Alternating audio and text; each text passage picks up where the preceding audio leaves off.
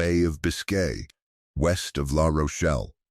04:45, July 6, 1942, 52 German sailors stand aboard U-502, 60 miles off the French coast. The submarine has been at sea for weeks. Its batteries are running low, so the boat is surfaced, its diesel engines charging them in the darkness before dawn. For the crew, this is supposed to be the safest part of the journey. Night has protected U-boats for years. A British aircraft may find them on radar. But finding a submarine isn't the same as killing one.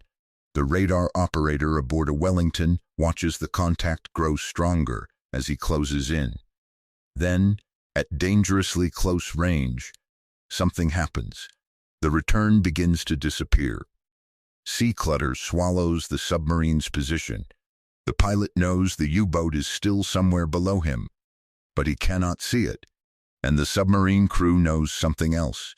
If they hear the aircraft soon enough, they can dive, disappear beneath the surface, wait for the bomber to pass, then continue home. That is how the game has worked again and again. But tonight, the rules have changed. At roughly 100 feet above the Atlantic, a Vickers Wellington is closing on U-502. Its radar has found the submarine.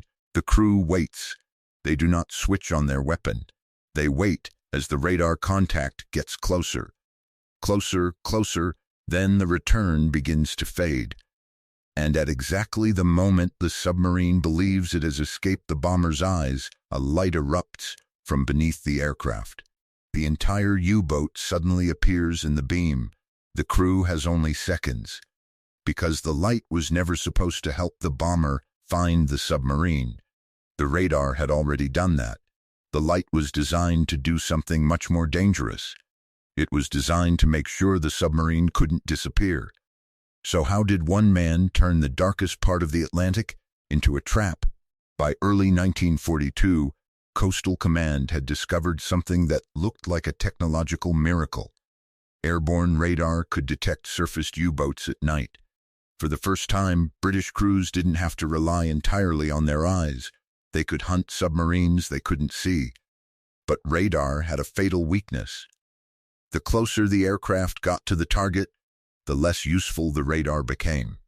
Sea clutter overwhelmed the return at short range. The submarine disappeared from the screen just when the bomber needed its position most. The sequence became horribly predictable. Radar found the U-boat. The bomber closed in. The radar contact faded. The crew searched the darkness. Nothing. The submarine had vanished. Not because it had escaped, because the bomber had lost the ability to see it, and the U-boat captain only needed a few minutes to dive. Once submerged, the submarine became dramatically harder to attack. So Coastal Command had a strange problem. It could find the enemy. It simply couldn't keep seeing him long enough to finish the attack. For months, night patrols over the Bay of Biscay repeatedly encountered the same problem.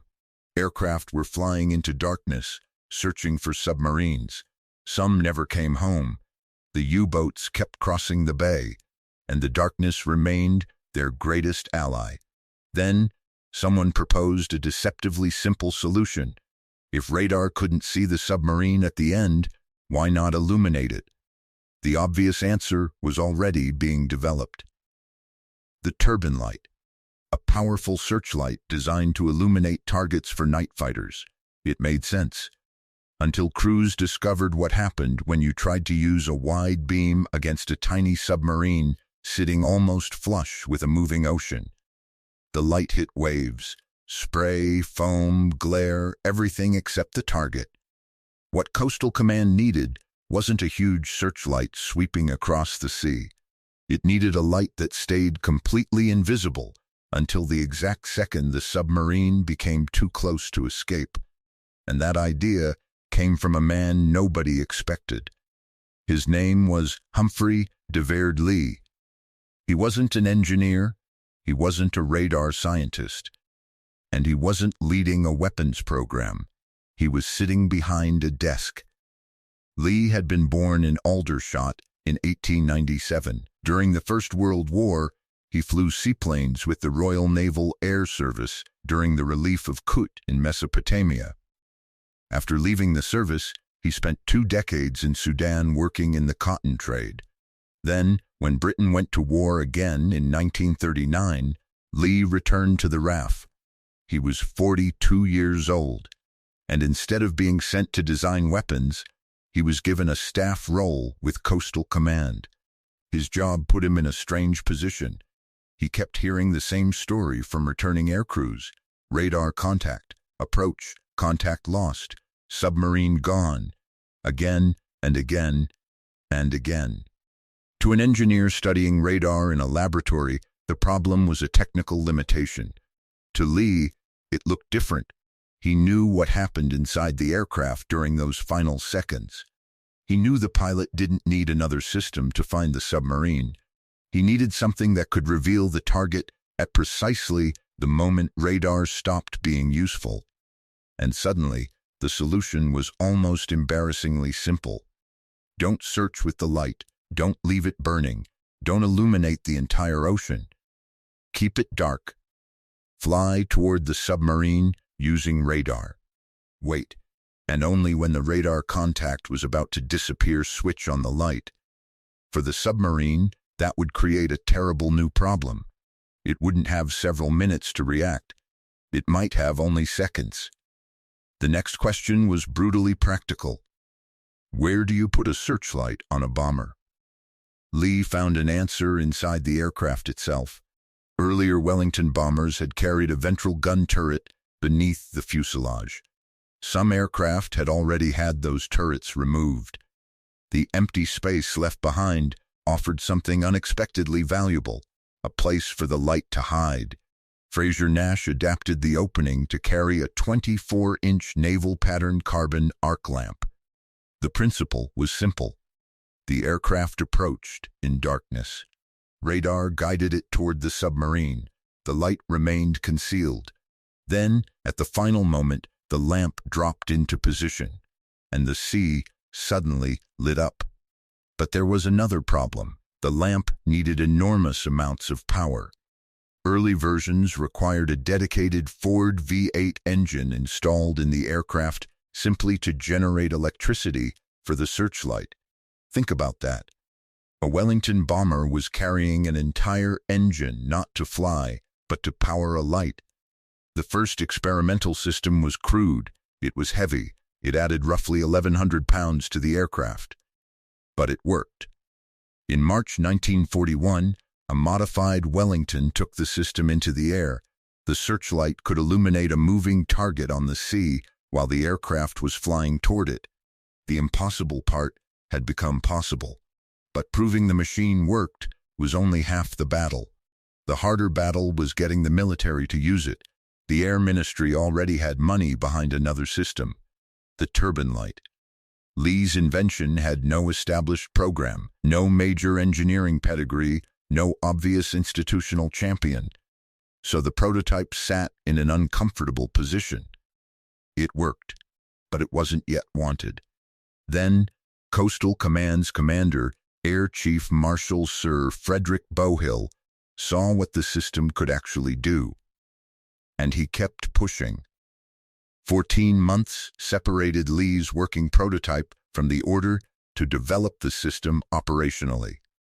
During that time, the technology was refined. The lamp became lighter.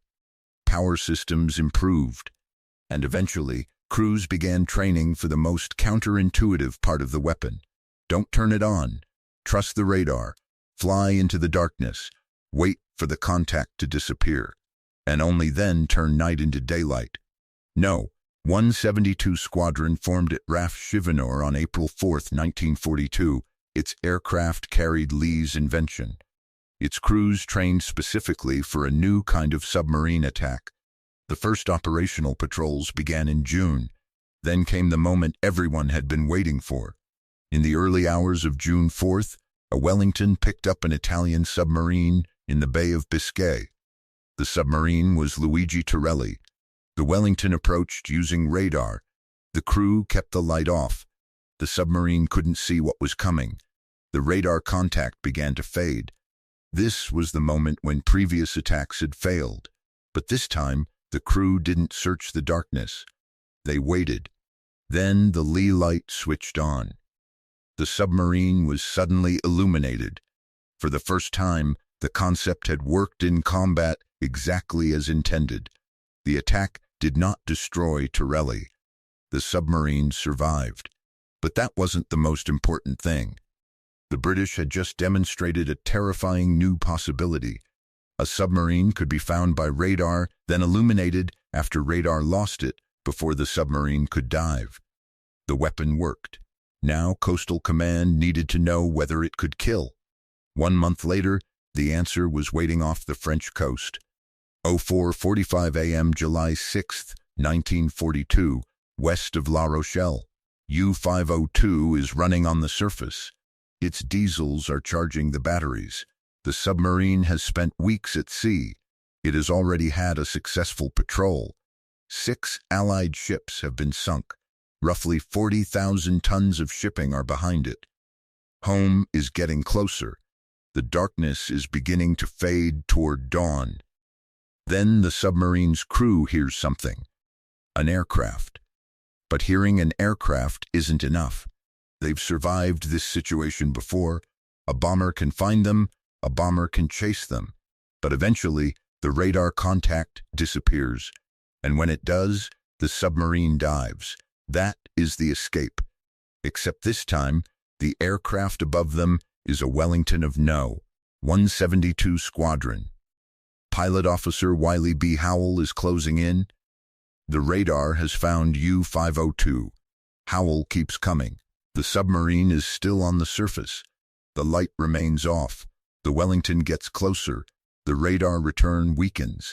The submarine is entering the radar's blind zone. For U-502, this should be the moment of escape. The crew may have seconds to dive. But the Wellington isn't searching anymore. It already knows where the submarine is. Howell waits until the final moment. Then the darkness disappears. A blinding beam erupts from beneath the Wellington. U-502 is suddenly exposed against the black Atlantic. The submarine crew sees the aircraft. They see the light. And they finally understand what has happened.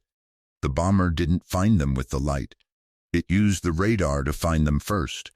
The light was simply waiting for the moment they thought they had disappeared. There is no comfortable diving window left. The U-boat begins its desperate attempt to escape beneath the surface. Depth charges fall. The sea erupts around the submarine. Explosions hammer the hull. And U-502 is fatally damaged. Within minutes, the submarine disappears beneath the Atlantic. All 52 men aboard are lost. The weapon Leigh had imagined in a staff office had finally done what it was designed to do. It had taken away the U-boat's last safe moment. The significance of U-502 went far beyond one submarine. For months, the U-boats had relied on a simple advantage. At night, they could surface. They could recharge their batteries. They could move quickly. And if an aircraft found them, they could disappear before the bomber could attack. The Leigh Light changed that equation. Now the bomber could find the submarine with radar. Close the distance. Wait for radar to fail. And then reveal the target with a sudden beam of light. The submarine's greatest advantage had become its greatest vulnerability. The Germans adapted. U-boats began changing their Biscay crossing patterns. Night was no longer automatically safe. Daylight had its own dangers, of course. But at least in daylight, a submarine crew might see the aircraft coming. That choice would have been almost unthinkable only months earlier. Then Germany developed another answer. Metox, a radar warning receiver designed to tell U-boat crews that an Allied aircraft was searching for them. The technology war had entered another stage. Leigh Light, Metox, then centimetric radar. Each side built a new system. The other side built something to defeat it. And the cycle continued. But the fundamental lesson had already been learned. The U-boats didn't lose their sanctuary because someone built a more powerful bomb. They lost it because someone solved the final few seconds of the attack. And the man who saw that problem first wasn't a famous scientist. He wasn't a laboratory genius. He was a former seaplane pilot, sitting behind a desk, listening to exhausted air crews describe the same failure night after night. Humphrey de Verd Leigh looked at the problem differently. He didn't ask, how do we make radar see farther? He asked, what if we only need to see the submarine once? That question produced a weapon that could remain completely dark for the entire approach, then turn on for only a few seconds, long enough to expose a submarine, long enough to kill it. And after that, the darkness of the Bay of Biscay was never quite the same again, because the U-boats had spent years believing the night was their shield. Leigh had discovered something much more dangerous. The night didn't have to reveal the submarine. It only had to reveal it once.